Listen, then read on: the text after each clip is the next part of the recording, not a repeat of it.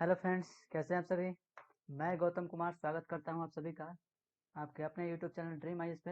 ये आज है सेट नंबर 3 और इससे पहले हम लोग 2 सेट कवर कर चुके हैं और इससे पिछले संडे को हम लोगों ने टेस्ट भी दिए। तो इसी तरह से हम लोग जो है आगे बढ़ेंगे इस सेट में। और ये जिसमें जो है हम लोग इस करंट अफेयर्स के सीरीज में जो कि आपका जो चल रहा है जनवरी अर्धवार्षिक करंट अफेयर्स जो 1 जनवरी 2021 से 1 जुलाई तक इसमें चलेगा। और इस करंट अफेयर्स में ज़्यादातर आपको जो है यूपीएससी बीपीएससी या फिर दरोगा और कोई भी एग्जाम की आप तैयारी करते हैं जहाँ पे आपको करंट अफेयर्स का क्वेश्चन पूछा जाता है, तो इसमें सारे एग्जाम्स में ये आपका काफ़ी महत्वपूर्ण होगा। चलिए देखते हैं आज के सेट नंबर 3 को। इससे पहले हम लोग क्या करेंगे, पिछले प्रीवियस सेट में जो क्वेश्चन दिया गया था वो आपको बताना होगा, जो कि आप बताए थे। पहला क्वेश्चन था, निम्नलिखित में से किस व्यक्ति को डॉक्टर एपीजे अब्दुल कलाम वैज्ञानिक पुरस्कार से सम्मानित किया गया था? तो ये अमित केसरवानी थे जिनको सम्मानित किया गया था। दूसरा था कि यूवेरी मुसेवेनी हाल ही में किस देश के प्रधानमंत्री बने? तो यह युगांडा के बने थे। किस रेलवे जोन में 3.5 किलोमीटर लंबाई की सबसे लंबी मालगाड़ी को लॉन्च किया गया है? तो यह दक्षिण पूर्व मध्य रेलवे को लॉन्च किया गया था। भ्रष्टाचार को कम करने तथा पारदर्शिता को बढ़ाने के लिए किस राज्य केंद्र शासित प्रदेश के द्वारा सतर्क नागरिक मोबाइल ऐप को लॉन्च किया गया था? तो यह जम्मू कश्मीर के द्वारा लॉन्च किया गया। राष्ट्रीय युवा दिवस 2021 का थीम क्या है? तो इसका थीम है युवा उत्साह नए भारत का। तो इस प्रश्न का उत्तर जो है ना आप लोगों ने दिए भी थे। इसका खिताब 2020 का खिताब दिया गया है, इसका खिताब दिया गया है। तो यह दिया गया है the the the the the the the the the Hindu को इस इस समाचार पत्र को दिया गया है, द हिंदू ग्रुप दिया गया है। यह इसका खिताब जो है ना यह 2020 का दिया गया है। ये एक संस्था है वैन एफेरा के द्वारा। वैन एफेरा एक संस्था है जिसके द्वारा यह जो है दिया गया है। वैन एफेरा एक नाम का एक संस्था है जिसके द्वारा यह खिताब जो है दिया गया है। लाइट का संबंध किससे है? तो लाइट हाउस परियोजना जो कि एक परियोजना है, बनाया गया है। यह यह जो है एक पर्यावरण को देखते हुए, पर्यावरण अनुकूल को देखते हुए जो तो ऑप्शन तो ऑप्शन नंबर जो है इसमें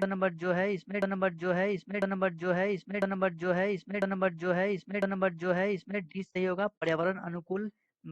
पर्यावरण के दृष्टि से देखते हुए एक मजबूत घर प्रदान किया जाएगा। यह जो है अर्बन हाउसिंग को बेहतर बनाने के लिए किया गया है। और अभी तक भारत के कुल 6 राज्यों में इसकी जो है शुरुआत की गई है और प्रत्येक राज्यों में 1000 घर जो है प्रदान किया जाएगा। यह जो है पर्यावरण की दृष्टि से देखते हुए किया जा रहा है ताकि उसमें जो है अर्बन एरिया में जो है जिनके पास घर नहीं है उनको जो है ये बेहतर बनाया जाएगा। अभी तक ये 6 राज्यों में इसका उपलब्धि दिया गया है और हर हर राज्यों में 1000 घर जो है प्रदान किया जाएगा। किस राज्य या केंद्र शासित प्रदेश के द्वारा महिला शिक्षा को बढ़ावा देने हेतु सुपर 25 75 योजना की शुरुआत की गई है? हम लोग जो है सुपर 30 के बारे में सुने हैं, तो ये जो है सुपर 75 छात्रवृत्ति योजना की शुरुआत किया गया है। तो यह किस राज्य या केंद्र शासित प्रदेश के द्वारा किया गया है? तो यह जो है जम्मू कश्मीर के द्वारा किया गया है। जम्मू कश्मीर के जो एलजी है यानी कि लेफ्टिनेंट गवर्नर है मनोज सिन्हा मनोज सिन्हा के द्वारा जो है यह कार्य किया गया है। मनोज सिन्हा के द्वारा जो है जो भी मेधावी महिलाएं हैं जो शिक्षा को उनके उनके थ्रू जो है शिक्षा को बढ़ावा देने के लिए यह जो है कार्य किया गया है। यह छात्रवृत्ति का जो है योजना लाया गया है ताकि जो भी मेधावी महिला है जो भी पढ़ने के लिए इच्छुक है और उनके पास कोई व्यवस्था नहीं है, इसलिए उनके थ्रू जो है यह कार्य किया गया है। उनको जो है आगे लाने के लिए जो है महिलाओं को आगे लाने के लिए जो इस प्रकार की योजना चलाया गया है। भारत सरकार के द्वारा कोविड-19 रजिस्ट्रेशन हेतु किस ऐप को लॉन्च किया है? जैसा कि अभी हम लोग जो है काफ़ी सारे लोग और काफ़ी अब भारत में जो है जो कोविड-19 का जो टीकाकरण है, वैक्सीनेशन है उसका जो है काफ़ी एक उसके लिए जो है जो रजिस्ट्रेशन करवाना था वो ऑनलाइन के थ्रू हो रहा था, तो जिसमें एक ऐप चलाया गया था उस ऐप का नाम क्या है? तो कोविन ऐप है। कोविन ऐप है जिसके माध्यम से हम लोग जो है इस पर रजिस्ट्रेशन करके और अपना जो है वैक्सीनेशन कर रहे थे। तो कोविड-19 से वैक्सीनेशन को कर लिए जो है यह एक ऐप चलाया गया था कोविन। यह जो है भारत, जैसा कि भारत में 16 जनवरी से जो है वैक्सीनेशन की सुविधा स्टार्ट की गई, शुरू की गई है। आप लोगों में से काफ़ी सारा जो है, जो लोग जो है वैक्सीन ले भी चुके हैं, और जो लोग नहीं लिए हैं तो कृपया करके वैक्सीन ले लीजिए, और इसका कोई भी साइड इफ़ेक्ट नहीं है। इस बात का ध्यान रखें, क्योंकि काफ़ी सारे लोगों को जो है इसमें, कुछ लोगों का कहना है कि इससे जो है काफ़ी ज़्यादा इफ़ेक्ट पड़ता है। ऐसा कुछ है नहीं। आप सब जब अगर जो नहीं करवाए हैं तो प्लीज़ करवा लीजिए। विश्व वायु गुणवत्ता रिपोर्ट 2020 के अनुसार निम्नलिखित में से कौन दुनिया की सबसे प्रदूषित राजधानी घोषित किया गया है? विश्व वायु गुणवत्ता यानी कि AIQ air quality index, AQI होता है, sorry, AQI air quality index के द्वारा एक रिपोर्ट तैयार किया गया 2020 का, एक रिपोर्ट दर्ज किया जिसके अनुसार बताया गया है कि सबसे जो है दिल्ली राजधानी की इसमें बात कर रहा है, तो सबसे जो प्रदूषित राजधानी के रूप में है वो दिल्ली है, जो कि भारत की राजधानी है। यह सबसे प्रदूषित राजधानी के रूप में जाना गया है। लेकिन यहाँ पे जो है आपको इसमें ध्यान देना होगा कि इसमें प्रश्न पूछा है कि सबसे प्रदूषित राजधानी के बारे में। लेकिन अगर शहर की बात करें तो भारत की ही एक शहर है गाजियाबाद। गाजियाबाद जो भारत की जो शहर है यह दूसरे नंबर पे स्थित है। और पहले नंबर की बात करें तो पहले नंबर की जो है वो चीन के एक शहर है होटो। चीन के एक शहर है होटो, जो कि सबसे प्रदूषित शहर के रूप में है। और सबसे प्रदूषित राजधानी के रूप में देखें तो भारत की दिल्ली है। और सबसे प्रदूषित नंबर 1 पे कौन सा शहर है? तो ये चीन के एक होटो शहर है, और दूसरे नंबर पे भारत के गाजियाबाद है।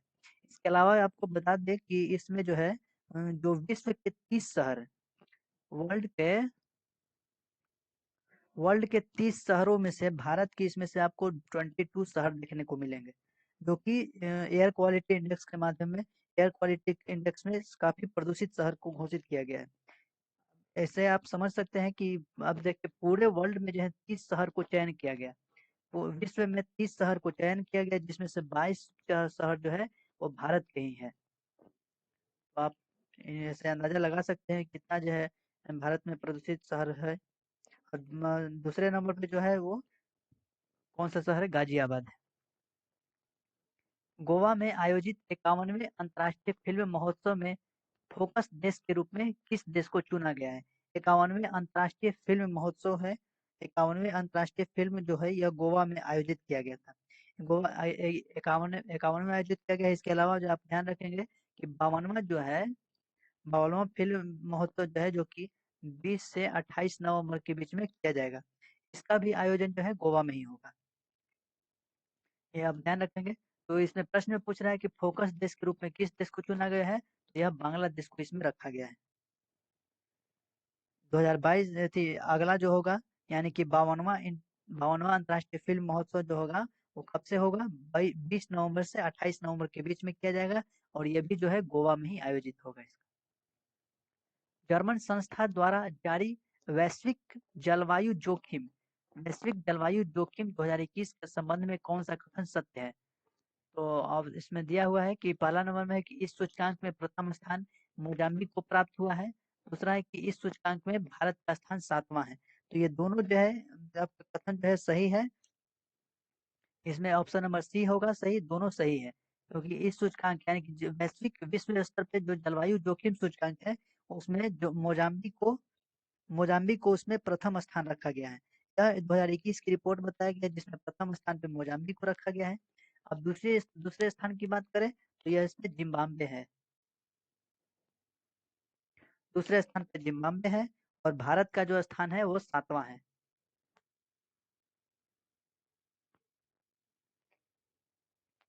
ये जो है आंकड़ा आप ध्यान रखेंगे।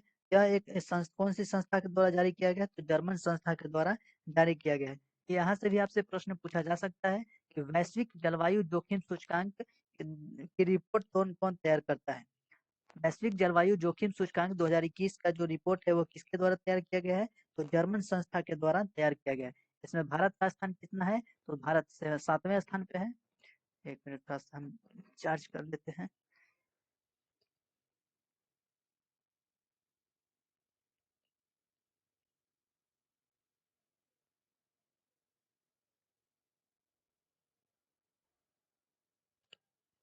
तो इसमें भारत केवें स्थान पे है? 7वें स्थान पे है। दूसरे स्थान पे जिम्बाब्वे है और पहले स्थान पे जो है मोजाम्बिक को प्राप्त हुआ है। मोजाम्बिक जो कि अफ्रीकन कंट्री है। काजा क्लास को हाल ही में किस देश की पहली महिला प्रधानमंत्री के रूप में नियुक्त किया गया है? काजा क्लास जो है एक नाम है, ऐसा कोई ऐसा नहीं समझेगा, एक नाम है। यह एक महिला का नाम है जो कि किस देश के प्रधानमंत्री के रूप में महिला जो है किस देश के प्रधानमंत्री के रूप में नियुक्त इनको किया गया है? ये जो है एस्टोनिया की प्रधानमंत्री बनी है। अभी हाल ही में एस्टोनिया की प्रधानमंत्री इनको बनाया गया है। इनका नाम क्या है? काजा क्लास। काजा क्लास नाम की एक महिला है जो कि अभी वर्तमान में प्रधानमंत्री बनी है एस्टोनिया की। एस्टोनिया कहाँ है? तो एस्टोनिया, लाटविया और लिथुआनिया देश जो है, तीन दो देश जो है, एस्टोनिया देश जो है, लिथुआनिया, लाटविया, लिथुआनिया, यह एक यूरोपियन कंट्री है और इसे हम बाल्टिक देश के नाम से जानते हैं।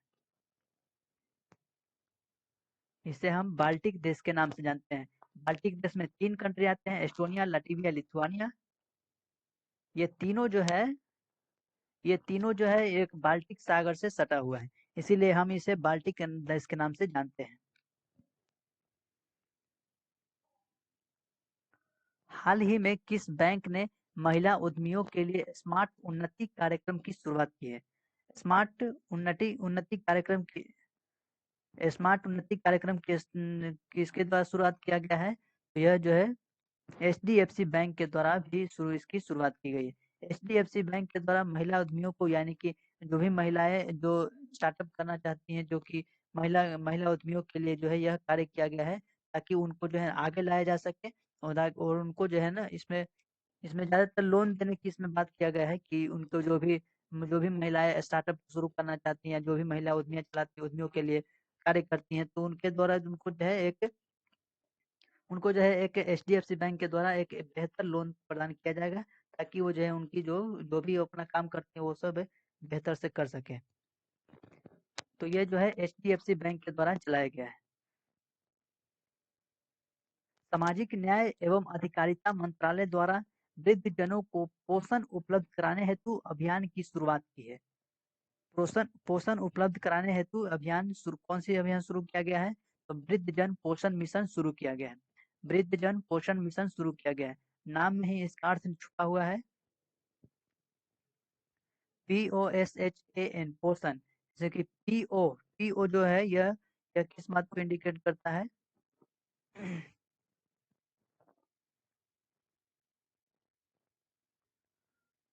पीओ से हो गया पोषण, पोषण।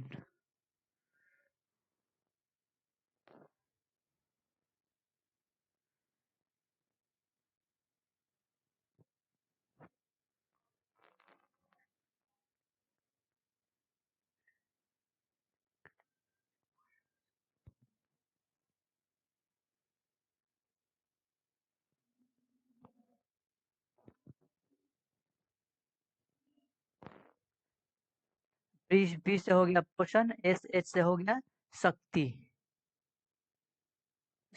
और एन से हो गया निर्माण। तो इसका अर्थ हुआ कि वृद्धजन पोषण मिशन के लिए, पोषण शक्ति निर्माण के लिए यह कार्य शुरू किया गया, पोषण शक्ति निर्माण कार्य शुरू किया गया है। यह जो है सामाजिक यह न्याय और अधिकारिता मंत्रालय के द्वारा किया गया है। वैसे वृद्धजन जो कि वृद्धावस्था में, जो कि वैसे बुजुर्ग जो कि वृद्धाश्रम में नहीं रहते हैं, उनको जो है पोषण मुहैया कराने के लिए यह जो है कार्य किया गया है। कई सारे बुजुर्ग ऐसे होते हैं जो कि कई सारे बुजुर्ग ऐसे होते हैं जो कि वृद्धावस्था में नहीं रखते हैं, और उनको जो है काफी सारा वो जो है उनको प्रॉब्लम होती है, कुपोषण का अक्सर वो लोग शिकार होते हैं। तो उन्हीं को देखते हुए ये कार्य किया गया है, वृद्धजन पोषण मिशन शुरू किया गया है।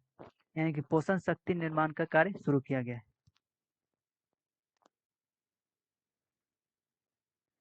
हाल ही में किस देश ने कोविड-19 महामारी से बचाव के हेतु पहले सबसे बड़े टीकाकरण क्लिनिक की शुरुआत की है?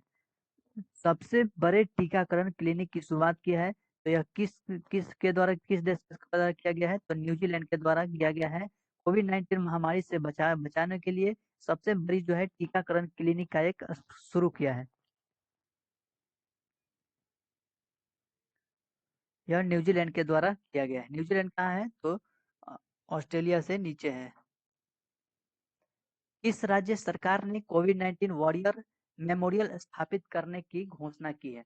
कोविड-19 वॉरियर मेमोरियल स्थापित करने के लिए कौन सा राज्य बोला गया है? तो वैसे व्यक्ति जो कि कोविड-19 के दौरान फ्रंट लाइन वर्कर थे और उनका जो है देहांत हो गया है, तो वैसे लोगों के लिए जो है एक उड़ीसा सरकार के द्वारा एक मेमोरियल स्थापित किया गया है। उड़ीसा सरकार के द्वारा वॉरियर मेमोरियल स्थापित करने के लिए बोला गया है, और ये मुख्य रूप से उन लोगों के लिए है जो फ्रंट लाइन वर्कर थे और कोविड-19 के दौरान काफ़ी सारे लोगों को जो हेल्प किए थे, और उन लोगों को जो भी उनकी भी मृत्यु हो चुकी है। तो वैसे लोगों के लिए जो है एक मेमोरियल यानी कि यादगार के रूप में उनको एक मेमोरियल स्थापित किया जाएगा। भारत में निर्मित दुनिया के सबसे बड़े क्रिकेट स्टेडियम का नाम किस व्यक्ति के नाम पर रखा गया है? तो सभी को पता है कि सबसे पहले जो है एक सरदार पटेल स्टेडियम हुआ करता था, जिसका नाम बदलकर एक मोटेरा स्टेडियम किया गया, और फिर उसका नाम बदलकर नरेंद्र मोदी स्टेडियम किया गया। इस स्टेडियम की जो खासियत है 1.1 लाख 10,000 जो है इसकी कैपेसिटी है, इसकी क्षमता है। इसमें इस क्रिकेट स्टेडियम में जो है लोग बैठ सकते हैं, और इसी स्टेडियम में अभी वर्तमान में नमस्ते ट्रम्प भी चलाया गया था। सबसे पहले जो है इस स्टेडियम का नाम था सरदार पटेल स्टेडियम रखा गया था, फिर बाद में इसको मोटेरा स्टेडियम किया गया, और फिर जो है बाद में इसको नरेंद्र मोदी स्टेडियम किया गया है, जो कि दुनिया के सबसे बड़े क्रिकेट स्टेडियम है। इसमें कैपेसिटी जो है 1.1 लाख इसकी रखी गई है। प्रधानमंत्री नरेंद्र मोदी ने उत्तर प्रदेश के किस शहर में महाराजा सुहेलदेव का स्मारक की आधारशिला वीडियो कॉन्फ्रेंसिंग के माध्यम से रखी है? महाराजा सुहेलदेव का भी जो है यूपी के बहराइच शहर में इसको जो है रखा गया है। उत्तर प्रदेश की उत्तर प्रदेश की बहराइच शहर में महाराजा जो सुहेलदेव थे उनकी स्मारक की आधारशिला रखी गई है। ये वीडियो कॉन्फ्रेंसिंग के माध्यम से रखा गया है नरेंद्र मोदी के द्वारा, प्रधानमंत्री पीएम के द्वारा। भारत के किस पड़ोसी देश में सहतूत बांध या फिर ललंदर बांध का निर्माण कर रहा है? यहाँ पे ललंदर बांध है, जलंधर यहाँ पे बांध नहीं है, इस क्वेश्चन में समझिएगा। तो ये ललंदर बांध यानी कि सहतूत बांध का निर्माण कहाँ कर रहा है? तो जैसे कि अभी पता है कि अभी इसको जो है नाम बदल गया है, यानी कि अफगानिस्तान हम जिसे कहते हैं, वर्तमान में इसे हम तालिबान के नाम से भी जानते हैं।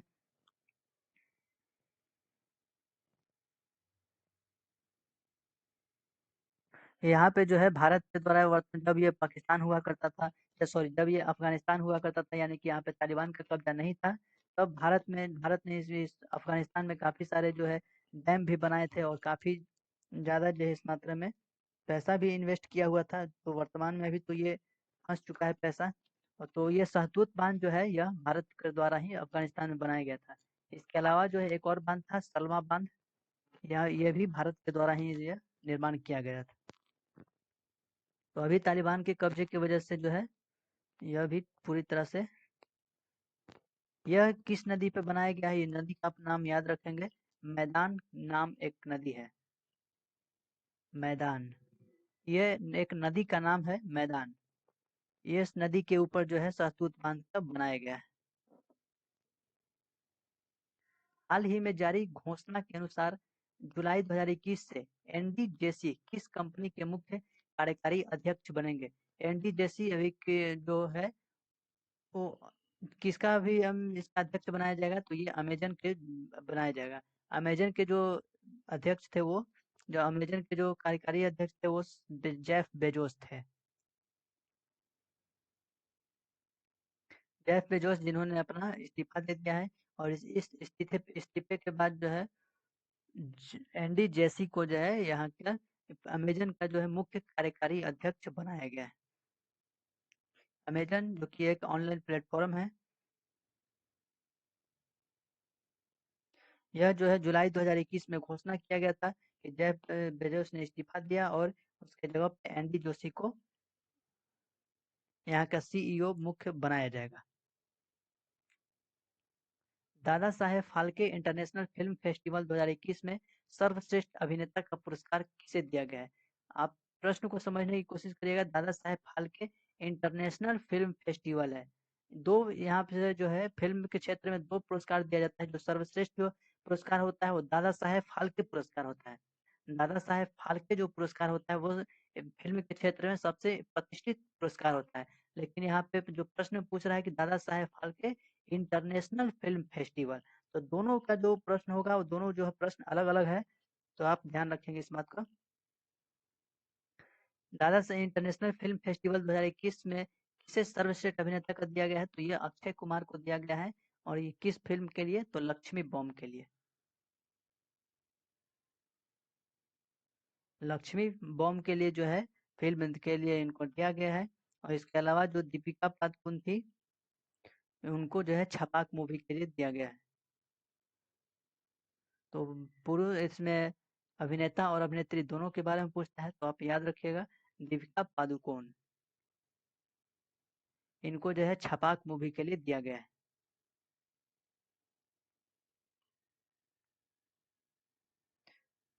यह जो है इंटरनेशनल फिल्म फेस्टिवल था। ये तो इसके अलावा जो प्रतिष्ठित जो पुरस्कार होता है दादा साहेब फाल्के पुरस्कार, इसकी शुरुआत हुई थी वो 1969 में हुई थी।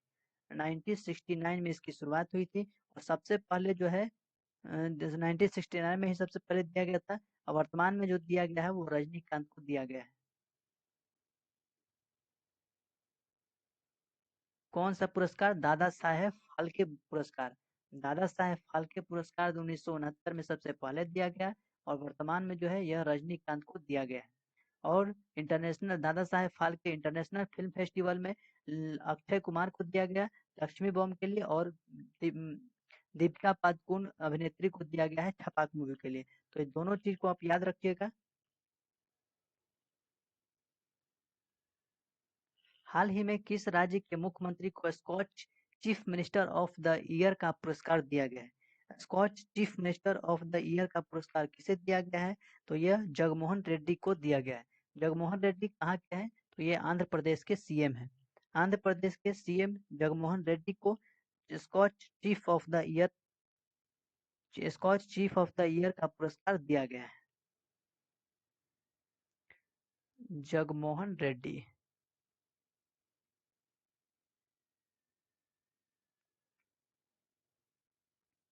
हाल ही में किसे फेमिना मिस इंडिया वर्ल्ड 2020 का पुरस्कार प्रदान किया गया है? फेमिना मिस इंडिया वर्ल्ड 2020 का पुरस्कार किसे दिया गया है? तो फेमिना मिस इंडिया वर्ल्ड 2020 का पुरस्कार ये मानसा वाराणसी को दिया गया है। मानसा वाराणसी से यह इसका अर्थ ये नहीं हुआ कि ये जो है वाराणसी से थी। इसका जो है ये जो रहने वाली थी वो तेलंगाना की थी। तो नाम से ही आप जो है ना इतनी ऐसे कंफ्यूज नहीं होना है। मानसा वाराणसी, इनका जो है इनको फेमिनी मिस इंडिया वर्ल्ड 2020 का पुरस्कार दिया गया है। रहने वाली थी ये तेलंगाना की। हाल ही में इसरो के द्वारा जारी घोषणा के अनुसार चंद्रयान 3 को किस वर्ष प्रक्षेपित किया जाएगा? तो चंद्रयान 2 इससे पहले हम लोगों ने भेजे थे, जिसमें चंद्रयान 2 में जो था वो तीन तीन तीन चीज भेजा गया था। लैंडर, रोवर और क्या चीज था? ऑर्बिटर। ऑर्बिटर। तो ये लैंडर जो है, ऑर्बिटर तो जो अपने अपने स्तर पे जो है वो काम कर रहा है अभी तक। ऑर्बिटर जो है अपने अपने कक्ष पे घूम रहा है, अपने अक्ष पे घूम रहा है। और ऑर्बिटर पूरी तरह से सुरक्षित है। लेकिन लैंडर और रोवर जो था चंद्रयान 2 में वो काफी सही से लैंड नहीं कर पाया था, जिसके वजह से हम लोग जो है 2021 2022 में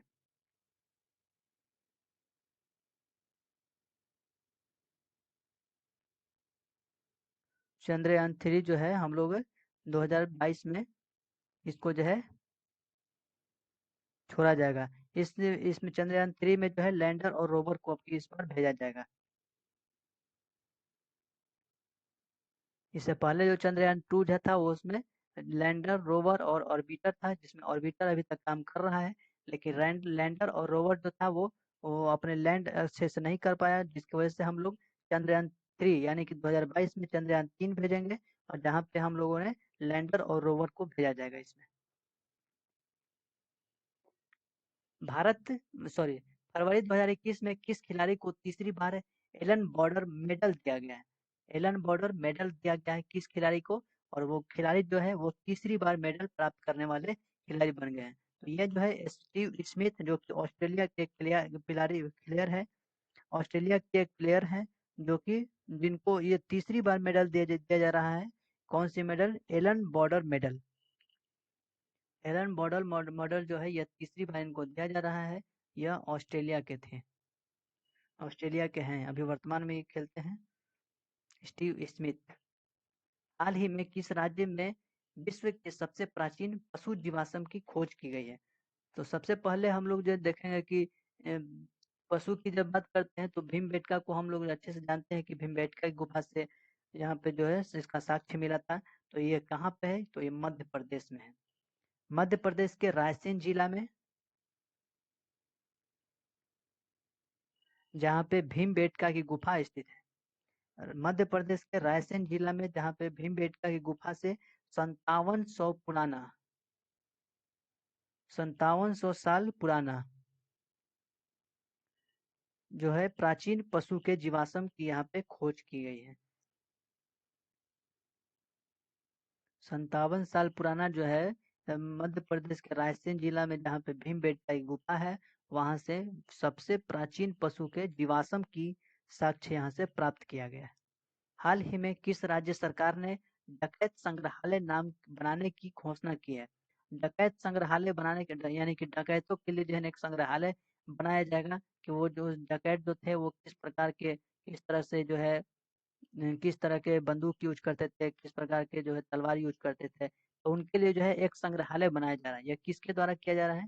तो मध्य प्रदेश के द्वारा किया जा रहा है। मध्य प्रदेश की जब हम बात करते हैं, जब हम जैसे ही डाकू की बात करते हैं, तो हम लोग चंबल की डाकू के बारे में सुनते हैं। चंबल की डाकू जो, जहाँ पे हम लोगों ने सबसे जो प्रतिष्ठित, सबसे जो फेमस हम लोग डाकू के बारे में जानते हैं, तो फूलन देवी थी। तो उन्हीं से जितने भी जो डाकू वगैरह थे, तो उन्हीं सब का जो है तलवार वगैरह को संग्रहित किया जाएगा, यानी कि संग्रहालय के रूप में उनको रखा जाएगा। तो यह मध्य प्रदेश के द्वारा किया गया है। मध्य प्रदेश के भिंड पुलिस, एक मध्य प्रदेश के जो पुलिस है, भिंड पुलिस के द्वारा यह जो है बनाया जा रहा है। भिंड पुलिस के द्वारा यह किया जा रहा है। फरवरी 2021 में आयोजित राष्ट्रीय table tennis championship, table tennis championship में महिला एकल का खिताब किसने जीता है? टेबल टेनिस चैंपियनशिप में महिला एकल का खिताब किसने जीता है? तो यह मनिका बत्रा के द्वारा किया गया है। मनिका बत्रा के द्वारा एकल खिताब, महिला एकल खिताब जीता गया है। यह टेबल टेनिस से खिलाड़ी थे और काफी अच्छी खिलाड़ी है ये। यह जो है दिया गया है, जो है यह 82वां चैंपियनशिप इनका खिताब जो है जीती है। 82वां टेबल टेनिस, राष्ट्रीय टेबल टेनिस चैंपियनशिप में मनिका बत्रा जो थी वो महिला एकल खिताब का चैंपियनशिप अपने नाम किए हैं। मनिका बत्रा जो कि भारत की है। आईपीएल 2021 में सबसे महंगे खिलाड़ी बने क्रिस मॉरिस का संबंध किस देश से है? तो अभी यहाँ पे क्रिस मॉरिस की हम बात कर रहे हैं, लेकिन इससे पहले जो है, इससे पहले जो बने थे वो युवराज सिंह थे। इससे पहले जो थे वो युवराज सिंह, यानी कि क्रिस मॉरिस से जो पहले थे वो युवराज सिंह थे, यानी कि वो 16 करोड़ में जो है 16 करोड़ में जो थे वो 16 करोड़ की लागत के अनुसार वो जो है सबसे महंगे खिलाड़ी बने थे। लेकिन 2021 में जो है सबसे महंगे खिलाड़ी बने हैं क्रिस मॉरिस। क्रिस मॉरिस कहाँ के हैं? क्रिस मॉरिस की बात करें तो यह 16.25 करोड़ के साथ सबसे महंगे खिलाड़ी बने हैं। यह जो है साउथ अफ्रीका की, यानी कि दक्षिण अफ्रीका की ये जो है खिलाड़ी है। फरवरी 2021 में भारत ने किस देश के साथ अरब सागर में नौसैनिक अभ्यास पाशक्स किया है? नौसैनिक अभ्यास किसके साथ किया है?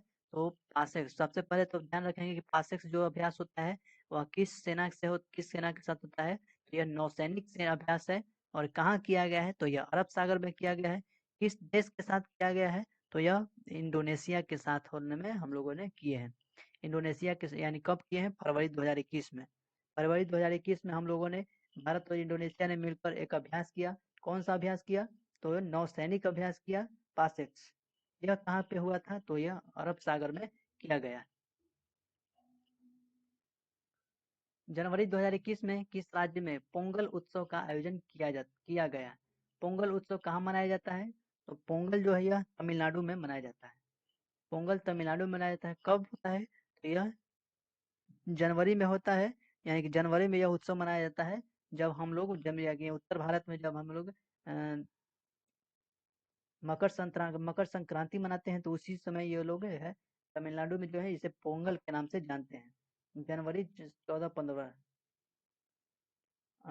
इसी समय हम लोग मकर संक्रांति भी मनाते हैं। यानी कि उत्तर भारत में जो है वो यूपी बिहार झारखंड जो एरिया जो हो गया, ये सब ज्यादातर इन सब क्षेत्रों में जो है मकर संक्रांति चलता है। और उससे वही जब हम पोंगल की बात करते हैं, तो ये तमिलनाडु में चलता है। और ये इसी समय यानी कि मकर संक्रांति के समय केरल में जो है ओणम चलता है। ओणम ये लोग मनाते हैं। तो हर क्षेत्र में अपना अपना अलग अलग के नाम से लग जानते हैं, लेकिन सबका जो है अर्थ एक ही निकलता है।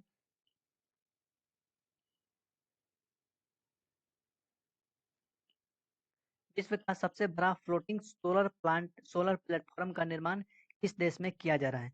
सोलर प्लेटफॉर्म का निर्माण किस देश में किया जा रहा है, और यह जो है सबसे सबसे जो है बड़ा सबसे जो है बड़ा फ्लोटिंग स्टार निर्माण किया जा रहा है, तो यह सिंगापुर में।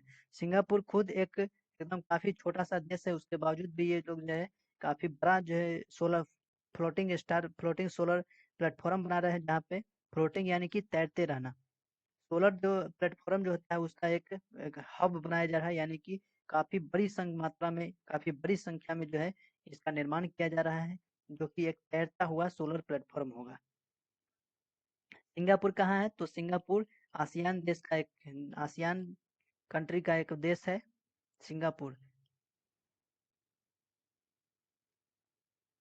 2021 में होने वाले ब्रिक्स सम्मेलन की अध्यक्षता किस देश के द्वारा किया जाएगा। तो ब्रिक्स की जब हम बात करते हैं, BRICS, इसके जो अध्यक्षता जो करता है वो सब ये एक क्रम करते हैं। तो ये जो है आप इससे ध्यान रखिएगा कि इसकी जो हर बार जो क्रम के अनुसार ये लोग जो है अध्यक्षता करते हैं। तो 13वां ब्रिक्स जो सम्मेलन की अध्यक्षता करेगा वो भारत के द्वारा किया जाएगा।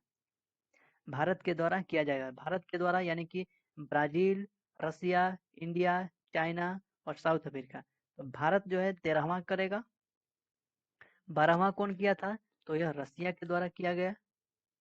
11वां कौन किया था, तो यह जो है ब्राजील के द्वारा किया गया।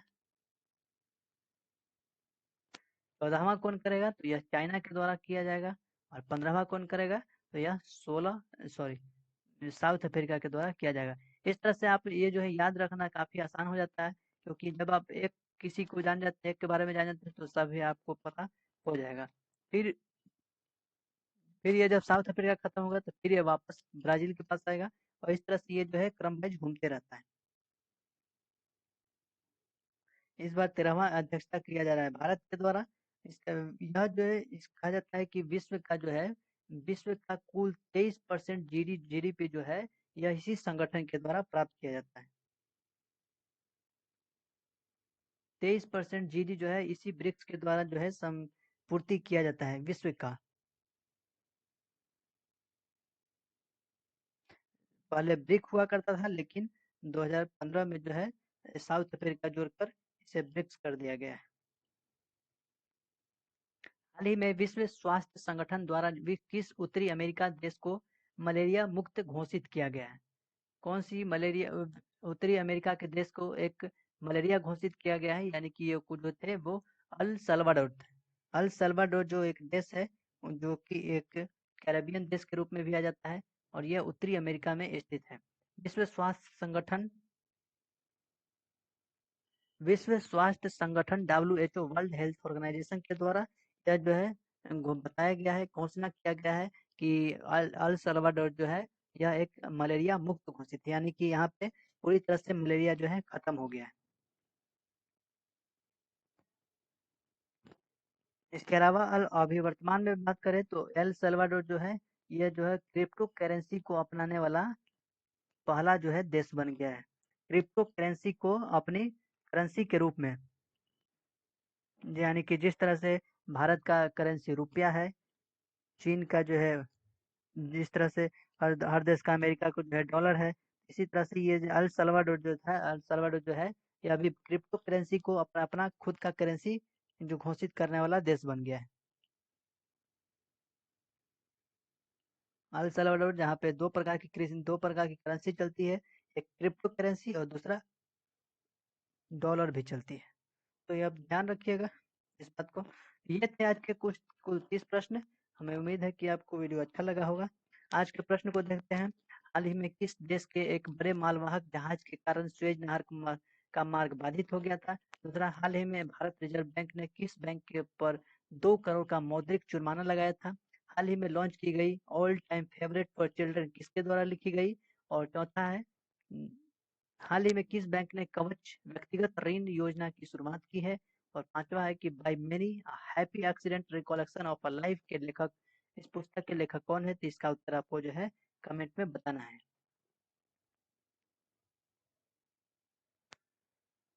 सारे लोगों ने जो है क्वेश्चन का प्रश्न का उत्तर देने की कोशिश करिएगा। इससे जो है ना आपका एक रिकॉल बना रहेगा, आप पीछे से की चीजों को याद करते रहिएगा समय समय पर। इसके अलावा वीडियो अच्छा लगे तो लाइक और शेयर जरूर करिए। यदि चैनल पर नए हैं तो सब्सक्राइब कर दीजिएगा। इसके साथ ही बड़ों का आदर करें, छोटे को प्यार करें और अपना व्यक्तित्व इस तरह से बनाएं ताकि महिलाएं आपके साथ सुरक्षित महसूस करें। मिलेंगे हम लोग नेक्स्ट वीडियो में, तब तक के लिए जय हिंद।